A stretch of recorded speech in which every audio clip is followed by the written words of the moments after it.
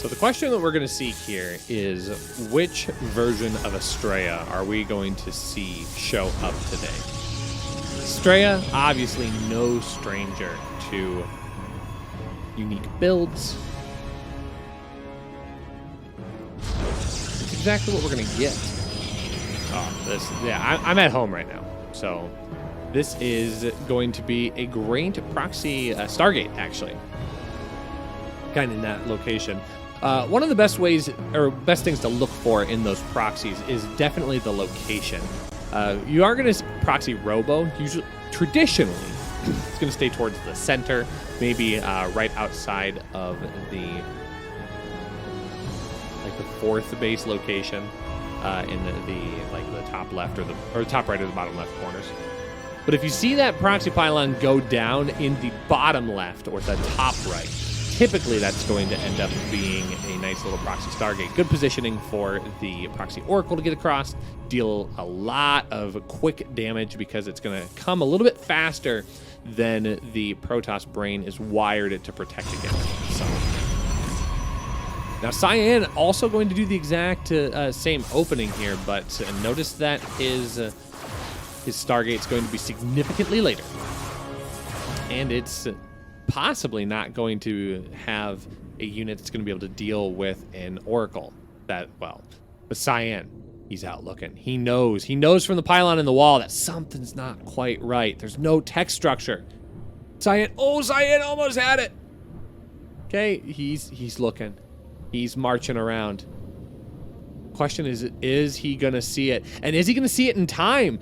Astrea's Oracle is now out onto the map. He's not going to see it. CYAN doesn't know this is coming. This Oracle is going to get in completely unscouted. Here's the moment. And now what do you do as CYAN? He's got Stalkers in position. And there is a shield battery already. So CYAN's going to be just fine. But it will be the follow-up depths here. That's going to be the scary amount of damage. Will there be a stop in the wall? There will be. CYAN is just all over this protection. But now there is going to be a fair amount of damage done. Or is there? No. It's going to be just great defense all the way through.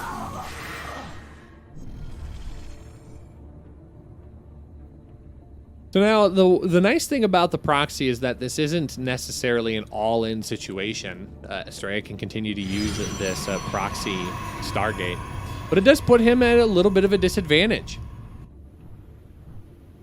Some of his tech's now very vulnerable out onto the map. CYAN is going to get into a Twilight Council here as well.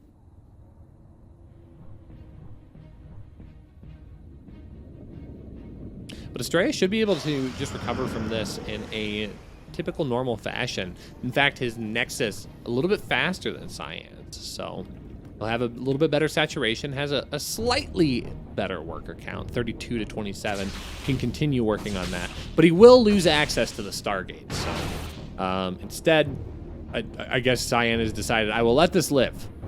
This Stargate, I will allow it.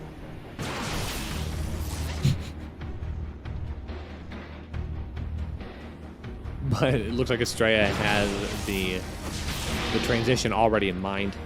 Has a Twilight Council coming down. Just going to be finishing up here right now. Forge hitting the ground as well for both players. So what seemed to be a very aggressive opening here by Astrea will kind of turn out into a normal-ish looking game.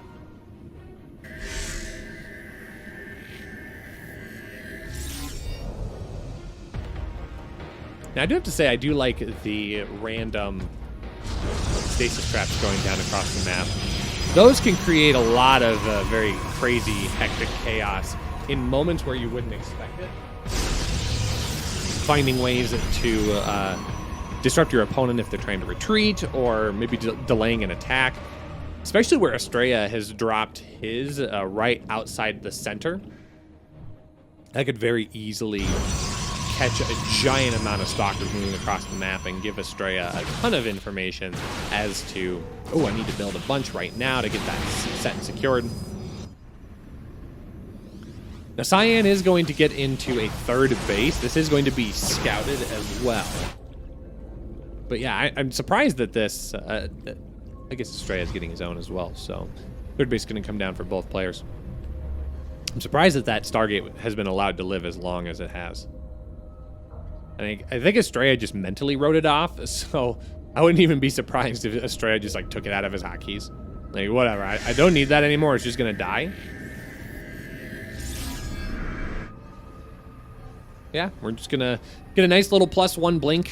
Stalker timing. Getting the Warp Prism out will aid in that aggression.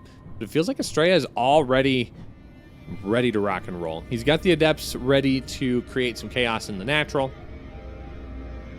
Astrea, though, needs to be a little cautious, though. This is kind of a precarious position to jump on into. Charge is now getting started at the completion of Blink for CYAN, so both players do have Blink. CYAN looking for the added advantage of having the charge left. Astrea's going to be able to find some economic damage here, really focusing on the main army at that third base location. He's going to lose a lot of probes as a result of it. 6 have gone down so far. Should be a couple more, and the Adepts might be able to blink away. They won't be able to. 1 will be able to get out. 8 probe kills. It's a fair amount of damage for 2 Adepts. I think that is about as much as you can hope for. Astrea wants to put pedal to the metal here. He has that Warp Prism creating a lot of damage. Good Stasis Trap does catch a couple of those Stalkers, not as many as Astrea needed to really gain an advantage here. There's still plenty of Stalkers and Sentries available. Couple of shield batteries as well continue to make things more and more complicated. But the production is going to jump up here drastically for Astrea, dropping down 4 of those gateways. It's going to be CYAN's turn moving across the map. Oh, he must have popped to the Stasis Trap, because that was the moment right there. Stasis Trap could have easily just frozen all of those units into the center, and not only would they be able to stop that army, but it'd plug up that bolt pretty quickly. Good defense by Astrea getting on top of the Oracle, providing vision. CYAN didn't feel comfortable enough to blink the rest of his units up and in, so he's just going to take a step back and say, all right. You win this round, but I'm going to stop your Warp Prism aggression. So Astrea very, very quick on the recall there. Now, things are actually moving very, very well in Astrea's favor here. He's got his 4th base underway, still has that Stargate, so if he ever wants to make some Void Rays or make a nice little transition, oh, that was a better Stasis Trap, he still has the opportunity to do so. It's just a giant. Look at the main. Look at the minimap and look at the main. I thought that was a giant Nexus for a moment. I was like, excuse me! His Nexus went into Super Saiyan mode. But now that just is how tightly he has dropped all of his gateway. I'm gonna have to get a screen clip of that at some point. Like, world's biggest Nexus, a giant Stasis Trap here. Astrea has been so aggressive with his Stasis Trap. He's gonna blink forward with his army. He grabs the Warp Prism. This is a good engagement here for Astrea, but he has to be careful. These Stalkers are very close to coming out. No charge has been felt here, as this is not getting a great surround, but these Blink Stalkers should be largely cleaned up. CYAN with a terrible engagement. I'm not sure what the 90 out of exclamation point at sign, pound sign. I don't think I've ever seen that on a live cast. That's cool. We're learning a lot today. Powered up Nexi. Oh, there we go. We're at 188. There was a glitch in the Matrix, but we solved it. Astrea is in a much better position here. 85 to 54. Really is looking for a follow-up engagement here. Giant blink forward, going to get on top of more of these Blink Stalkers. They do not have the positional advantage, but CYAN does have charge, and charge is a sizable force to be reckoned with, but I don't think it's going to be quite enough here. Archons are going to aid a lot in the defense, or in the defense of these Stalkers here. Now we see that Astrea has his own charge, and this should be cleaned up pretty fast here. CYAN losing a lot of his footing. GG is called, and Astrea taking game number 1, keeping Alpha X's hopes alive. Spawning in the top right of Beckett Industries for Good Game Gaming, this is CYAN. And in the bottom left, looking for a final win, this is Team Alpha X's Astrea.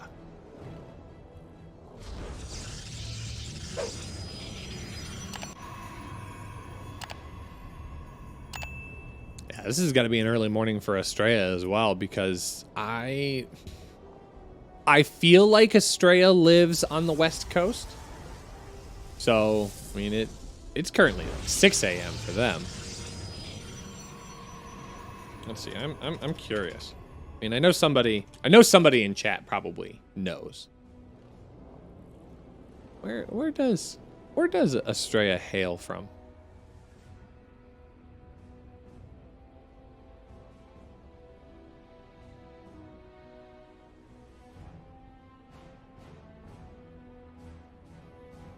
Solo casting is hard if you have no one to bounce off of in the long pauses. It's true. However, I've gained a very good knack of just like talking about nonsense at times. And I think something that is okay to embrace a little bit more of in the scene is just embracing the fact that sometimes pauses are okay. It's okay to have a little bit of silence. Because ideally, a lot of people like to just like think their own thoughts. And I don't need to cloud every moment of somebody's brain while they're watching the stream. Let them have their own wild thought that rolls through their brain. Astrea's got a proxy pylon out here at the third base location. This feels once again like another proxy Stargate. So we're going to have to see how that shakes out. CYAN should be very well aware of this, though. He has 2 units up in the main base right now. Oh no, that's Astrea pylon, or probe rather, excuse me. There's only one gateway. One gateway is a giant tell that something is not normal here, and Astrea is gonna box in the probe. This is turning out to be very, very interesting. There's nothing out at that proxy pylon just yet. It's just a pylon. So the robotics facility is gonna be built back at home. What an interesting opening here. We have a Twilight Council coming down for CYAN, which could offer some of its own level of shenanigans. But we do have an Astrea probe out on the right side of the map. Oh, wait, no, it isn't. Oh, it's so hard to tell. I'm watching the mini-map, and the red and the blue dots are just like kind of all blending together. All right, CYAN's gonna get a great pick off on that sentry. Yeah, probe's gonna have to get pulled off of the line. There's nothing here. Astrea! Oh no! The stalker's been caught behind the force field, and one of the sentries ends up going down. This is so many probe kills. Okay, finally a great force field's gonna lock these adepts in, and the probes get brought into the fight, but 11 probe kills. That's so many. So for the cost of 2 adepts, he gets 11 probes. Oh, that is devastating damage. And on top of the fact that Astrea's tech path has been spotted, so he's seen the robotic facility.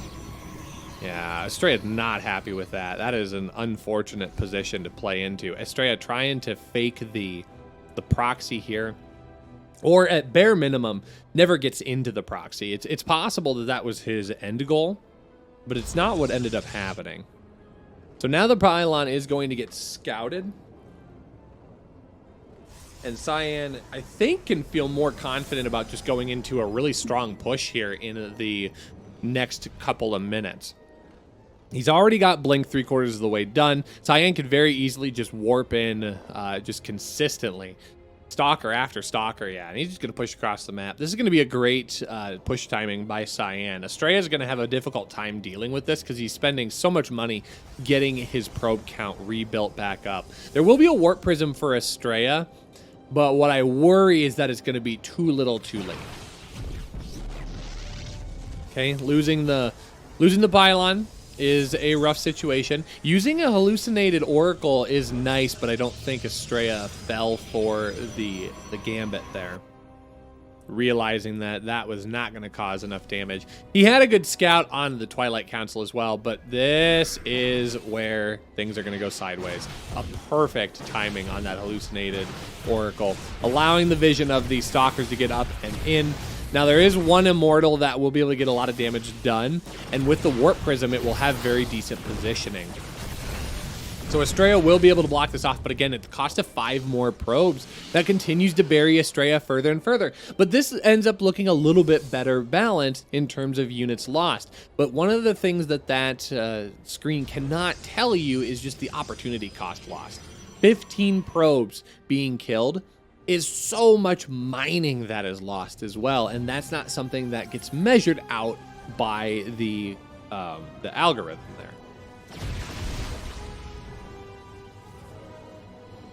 I don't think CYAN's going to be able to continue pushing this issue. I think he'll continue to put on pressure, but without a way to really ferry those Stalkers back and forth, or rather to create more aggressive Stalkers, I think he's going to just try and get any little bit of damage that he possibly can. So blinking in and out, trying to pick off some of those units, grabbing 2 more probes, just getting more economic damage. But this comes at the cost of a few of those Stalkers. So CYAN limiting a little bit of the advantage that he has, but looking at that probe count, 45 to 40. Astrea wants to try and find a little bit of a way to punish that. He will get a couple of those Adepts into the mineral line. Is he going to let those Shades finish? He will. And they are going to get boxed in the back corner. A couple of probes get picked off right away. The CYAN's going to get more damage done as well. Oh, putting some decent damage down onto that Warp Prism. I think it was all shield damage, though. So this is a much better game here for our blue Protoss player in game number 2. CYAN feels a bit more in control of his own destiny. He is working on the production side of his world, getting in 5 more of those gateways. Third base is going to be spotted for both players, so Astrea and CYAN both know that they want to take this to the next step. I think Astrea is going to benefit from this game being longer, but look at CYAN's production here. He's supply blocked his opponent. He has great production cycles available for his own means. Astrea immediately going to throw down that Dark Shrine, feeling the pressure here, but 96 to 74. And Astrea is still supply blocked. He's the pylon done, and he's still supply blocked. Oh, this is not going to be great here for our red Protoss player. He's on the verge, teetering on the edge, and he needs to hang on as tightly as he can. But CYAN's going to come in here with a great engagement. Some wonderful force fields, though, blocks out a lot of this army. So the Zealots caught behind, the Immortal caught behind, and Astrea is trying to get as much as he possibly can, but I just don't think Astrea has enough. CYAN has a great engagement here, a great push timing. You can see it in Astrea's face. He's disappointed here. He tried his best, but CYAN's just going to be too overwhelming. And I think that is going to force out the GG. Astrea's going to try his best, but with no shield battery overcharge, this is just a back pedal into the main base to protect as much as he possibly can. So